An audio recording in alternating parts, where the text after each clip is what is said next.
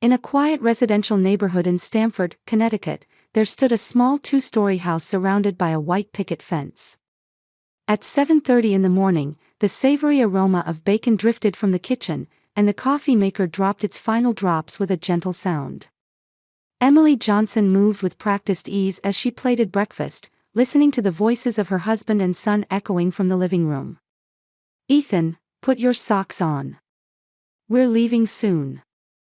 Her 5-year-old son sat on the floor, completely absorbed in his favorite dinosaur figures. His chestnut hair was tousled, and he wore only a cardigan over his pajamas. Michael sat down beside his son while adjusting his tie, speaking gently.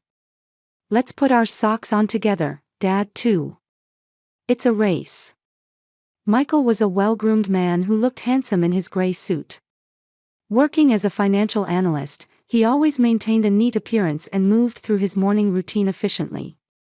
Ethan's eyes lit up at his father's suggestion, and he quickly pulled on his socks. "Daddy wins," Ethan called out joyfully, and Michael smiled as he ruffled his son's hair. Watching this scene, Emily felt warmth in her heart. Married for 7 years, these peaceful morning moments were what she treasured most. She took pride in supporting the family as a stay-at-home mom and considered it natural to drive her husband to the station each morning so he could focus on work. "Breakfast is ready." The three sat at the dining table, spending their morning time as usual. Michael read the newspaper while drinking coffee, occasionally muttering to himself about stock market movements. Ethan ate his cereal while telling his mother about kindergarten events. "We have art time today. I'm planning to draw a dinosaur picture." "How wonderful. What kind of dinosaur will you draw?" Emily listened to her son's chatter while observing her husband. Lately, Michael had been coming home later more often, and she'd noticed him looking tired more frequently. She understood he was busy with work, but sometimes it worried her. The three got into the car. Emily took the driver's seat, Michael sat in the passenger seat, and Ethan settled into his car seat in the back. This 15-minute drive was special time for the family. Music played in the car, and sometimes Ethan would sing along while Michael clapped to the rhythm. When they reached the station, Michael gave Emily a light kiss on the cheek and went around to the back seat to say goodbye to Ethan. "Have a wonderful day today. You work hard too, Daddy." When Ethan waved his little hand, Michael smiled and headed toward the station turnstiles. Emily watched her husband's retreating figure, feeling happy. True, Michael seemed tired lately, but that was evidence of how hard he was working for their family. She wanted to support him as much as possible.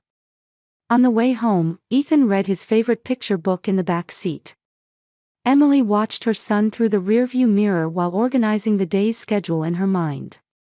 Go shopping, prepare dinner, pick up Ethan from kindergarten. Then pick up Michael in the evening. It was the same routine every day, but for Emily, it was a comforting life. When they arrived home, Ethan immediately ran upstairs to his room. Emily put laundry in the washing machine and tidied the kitchen, hoping for another peaceful day. About 3 weeks later, Emily began to clearly sense changes in her husband. Michael's homecoming time grew later each day. Where he used to arrive home by 7 in the evening, recently it wasn't unusual for him to come home after 9. He would enter through the front door with an exhausted expression, exchange brief greetings, and immediately head for the shower. One evening, as Emily was about to put her husband's suit jacket in the laundry basket, she noticed a faint sweet perfume scent. It was clearly different from what she used, an elegant floral fragrance. At first, she told herself it might have gotten on him during a meeting with female colleagues at work, but the scent persisted for several days. Michael's relationship with his cell phone had also changed. Where he used to carelessly leave his smartphone on the living room table, now he carried it with him constantly. When messages arrived during dinner, he would quickly check the screen and sometimes leave his seat to make calls in another room. "It's a work emergency." Michael explained it that way, but Emily could sense a subtle tension in his voice. She didn't want to doubt her husband, but a small seed of anxiety had begun to sprout in the depths of her heart. Ethan seemed to notice his father's changes too. Where her son used to jump up and hug Michael when he came home, lately he often kept his distance and watched his father. "Daddy, will you read me a story today? I'm tired today, so let's do it tomorrow." Each time Ethan heard such responses from Michael, he would sigh softly and head to his room. Watching her son's lonely back, Emily keenly felt that subtle changes were occurring in their family relationships. On Friday afternoon, as Emily was preparing to pick up Ethan from kindergarten, the doorbell rang. When she opened the door, her mother-in-law Barbara Johnson stood there. At 58, she was a former real estate agent who always appeared with perfectly styled hair and elegant attire. "Emily, I'm sorry to drop by suddenly. I was in the neighborhood." Barbara's smile was friendly, but Emily always felt a subtle tension in their relationship. Her mother-in-law loved her son Michael deeply and sometimes looked at Emily, her daughter-in-law, with appraising eyes. "Mother-in-law, please come in. Would you like some coffee?" "Thank you. Actually, I wanted to talk to you a little about Michael." The two sat in the living room, and Emily waited for her mother-in-law's words while holding her coffee cup. Barbara seemed to be choosing her words carefully. "Michael seems very busy lately. Work appears difficult, but are you properly supporting him?" Emily felt confused. "Of course. I'm doing everything I can.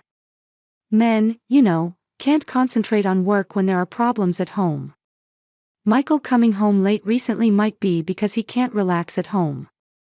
Barbara's words were indirect, but they seemed to suggest that Emily was the cause of her husband's stress. Emily felt resistance in her heart but responded calmly on the surface.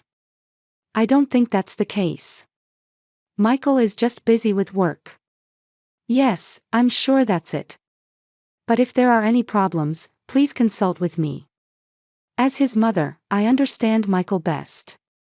Barbara stayed for about an hour, mainly continuing to talk about Michael's childhood memories and how excellent and responsible a man he was. Emily nodded along as she listened, but she couldn't shake the feeling that criticism and distrust of her were embedded in her mother-in-law's words. After her mother-in-law left, Emily sat alone in the living room, reflecting on her words. Certainly Michael's behavior had changed, but she didn't think it was her fault. Rather, the feeling that her husband was hiding something grew stronger day by day. In the evening, on her way to pick up Ethan, Emily happened to meet Sarah, the wife of Tom, Michael's colleague. As they chatted, something Sarah casually mentioned stuck in Emily's mind. "Lately, Tom has been worried about Michael. He seems to be feeling pressure at work and acting a bit strange." "Is that so? He doesn't talk to me much at home either. Men don't like to show their weak sides. But according to Tom, Michael seems to be stressed about money lately. Something about failed investments." Emily was surprised. She had never heard Michael talk about investments. She managed the household finances, but she hadn't particularly noticed increased expenses recently. That night, when Michael came home, Emily gathered her courage and tried to talk to him. "Welcome home. How was your day?" "Same as always. I'm tired."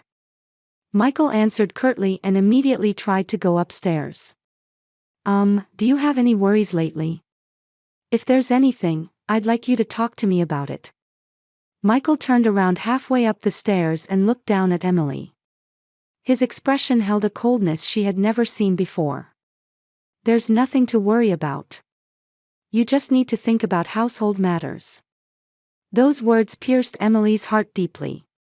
Since their marriage, they had shared each other's concerns. But now, Michael was clearly trying to distance himself from her. Alone in the bedroom, Emily buried her face in her pillow and cried. Her husband's changes, her mother-in-law's critical words, and the feeling that she was becoming isolated within her family. Everything overlapped and pressed heavily on her heart. Listening to Michael's sleeping breath beside her, Emily was enveloped in vague anxiety. Tuesday morning was unusually warm for October. Emily prepared breakfast as always while gazing at the autumn scenery visible through the kitchen window. The maple trees in the neighborhood were beginning to turn beautiful colors, and gentle morning light danced on the lawn. However, her heart was far from peaceful. Last night too, Michael had come home late and gone to bed with hardly any conversation. "Mommy, are we going to the station with Daddy today too?" Ethan appeared in the kitchen, rubbing his sleepy eyes. The 5-year-old was wearing his favorite dinosaur slippers over his pajamas and didn't seem fully awake yet. "Yes. We'll go together as always, the three of us." Emily smiled as she stroked her son's hair, but her smile lacked its former naturalness. Lately, this morning commute time had become the only opportunity to spend family-like time together.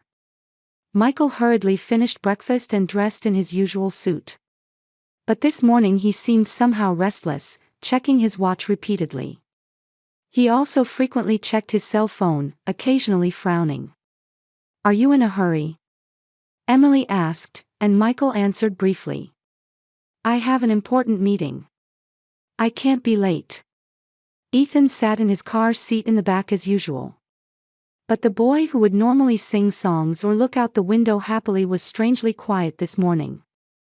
Emily looked at her son through the rearview mirror and saw that Ethan was clutching something in his small hands with a thoughtful expression. The drive to the station was wrapped in more silence than usual. Michael stared at his cell phone in the passenger seat, and when Emily tried to talk to him, only absent-minded responses came back. Only the radio music playing in the car filled this awkward silence. When they arrived at the station, Michael quickly got out of the car. Without giving his wife the usual kiss on the cheek, he simply waved briefly and headed toward the turnstiles. Emily watched her husband's retreating figure from the driver's seat, sighing deeply in her heart. "Mommy." Suddenly, Ethan's small voice could be heard from the back seat. When Emily turned around, she noticed her son was looking at her with a serious expression. "What is it, Ethan? We can't go home today." Emily was confused by her son's words.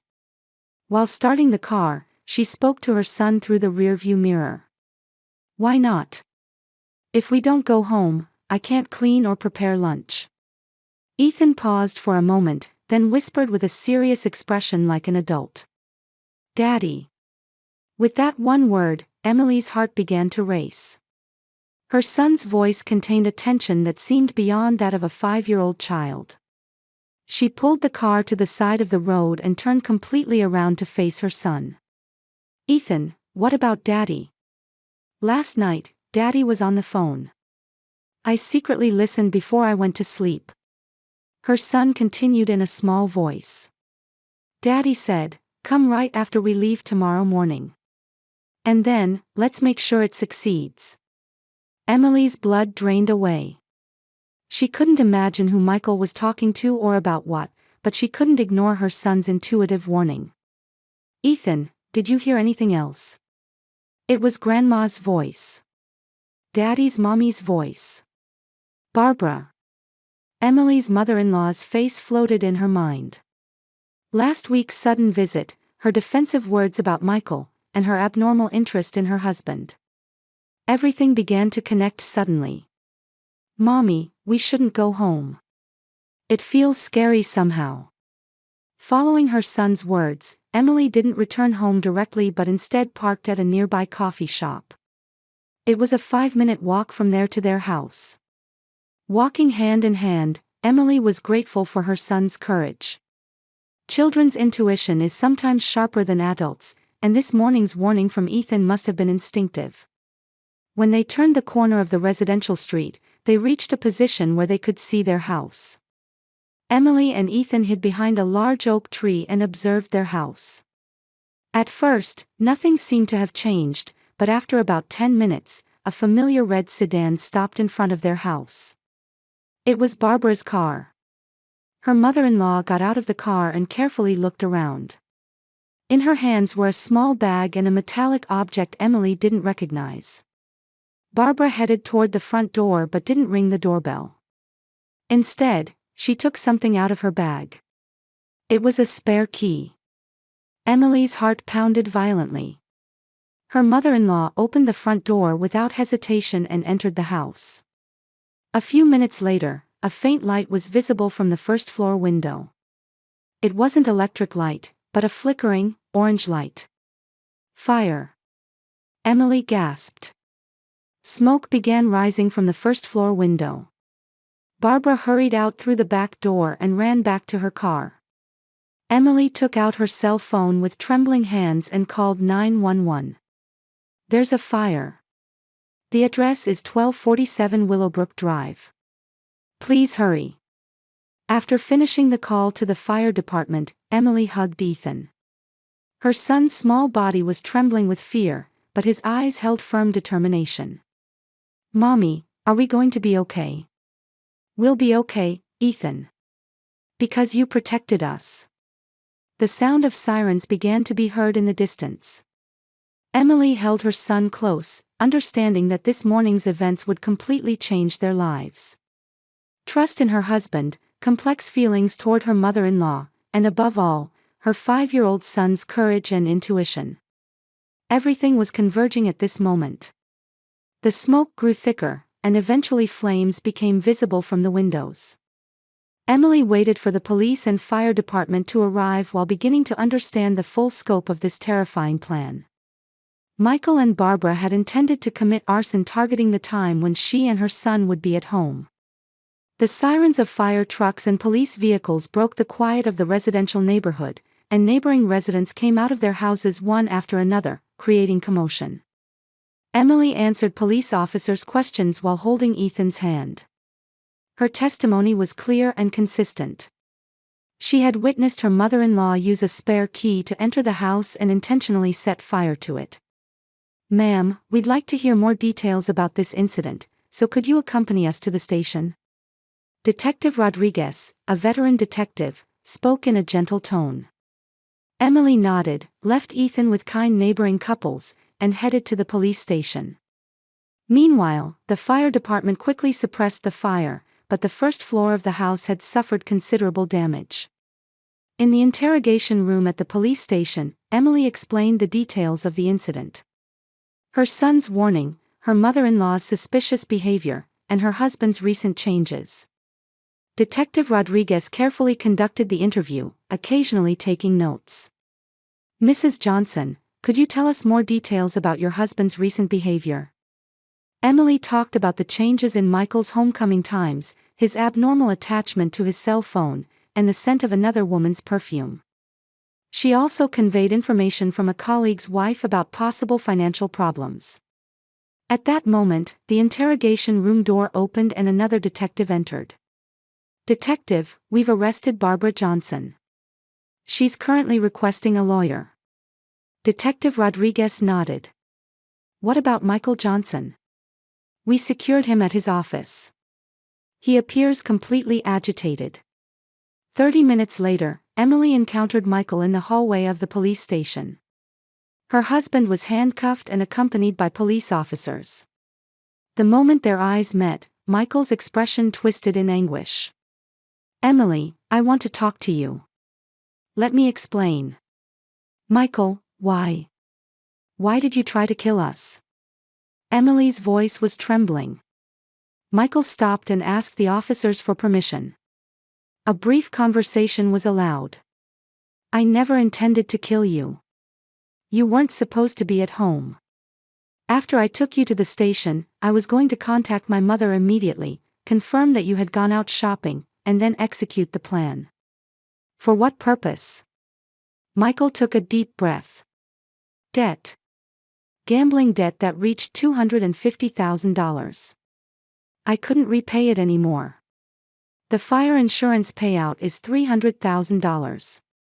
I plan to pay off the debt with that and start fresh with you." Emily was stunned.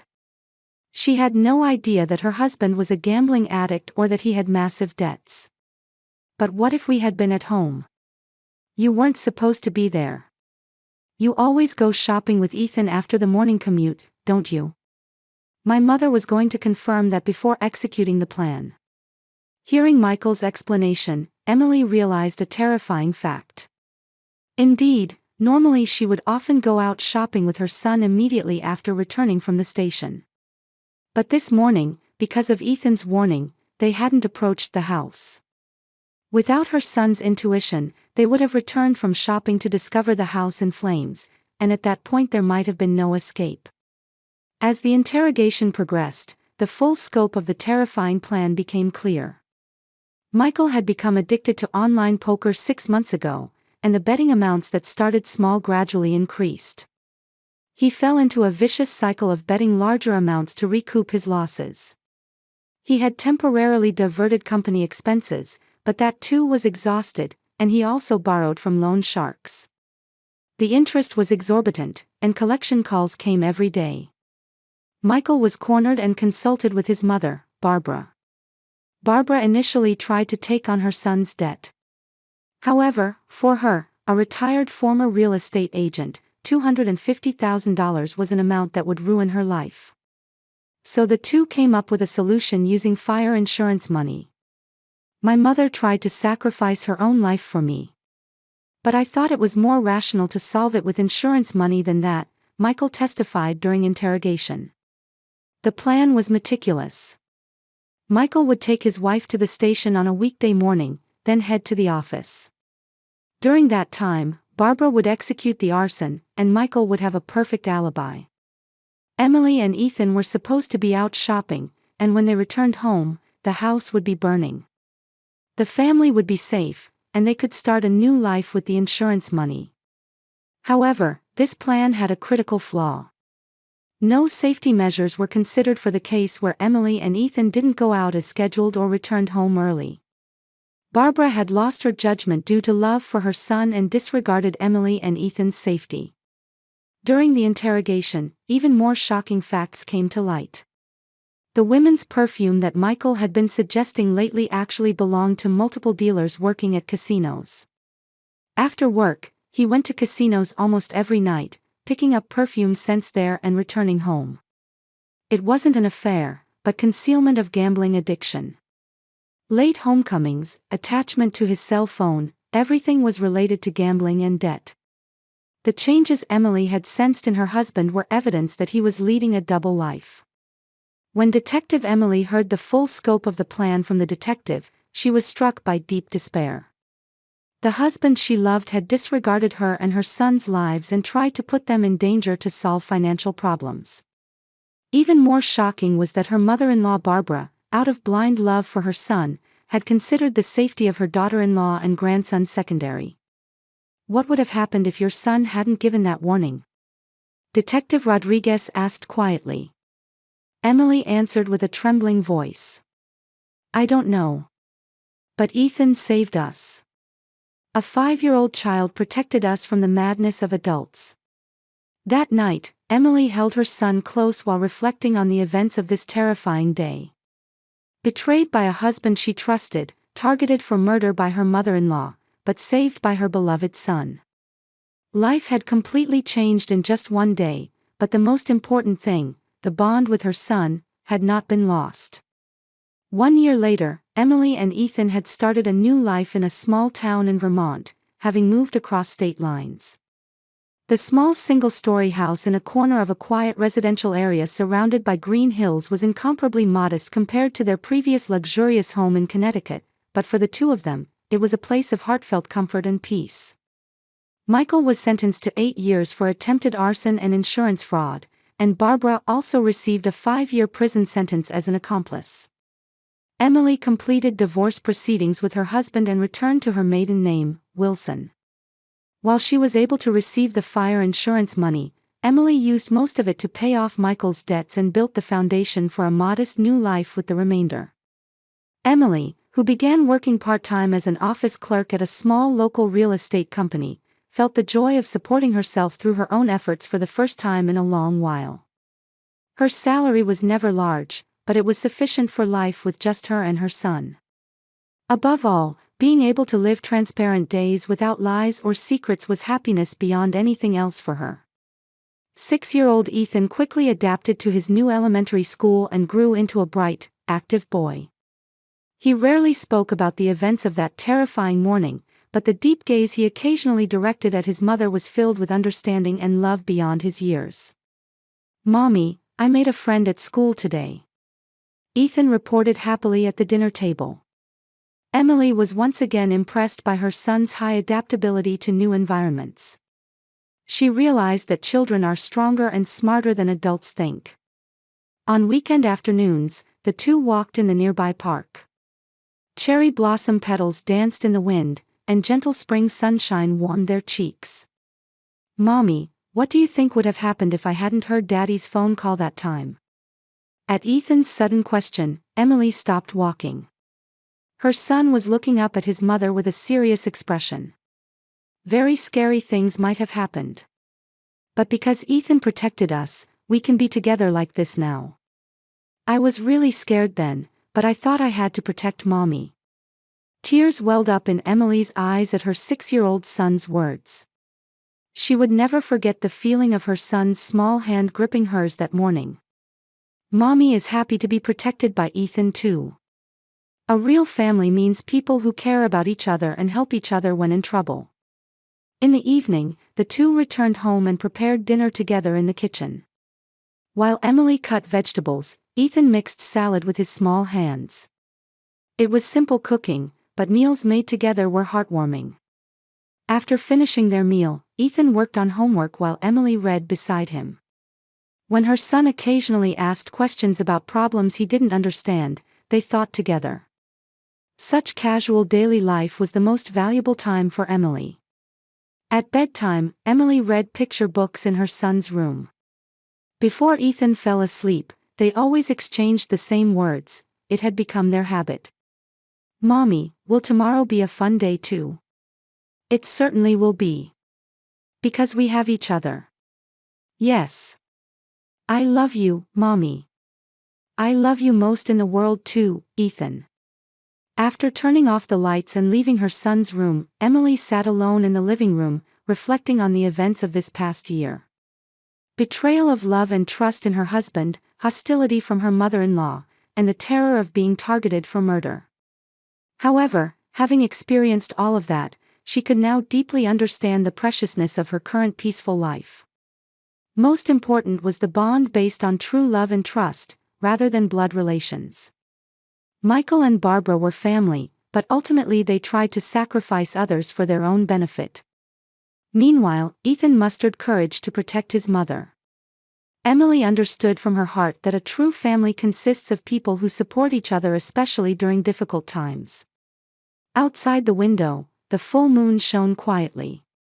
Emily imagined her son's sleeping face while wishing that tomorrow too would begin as another peaceful and happy day. A small house, modest living, but days filled with love. That was the true happiness she had been seeking for so long.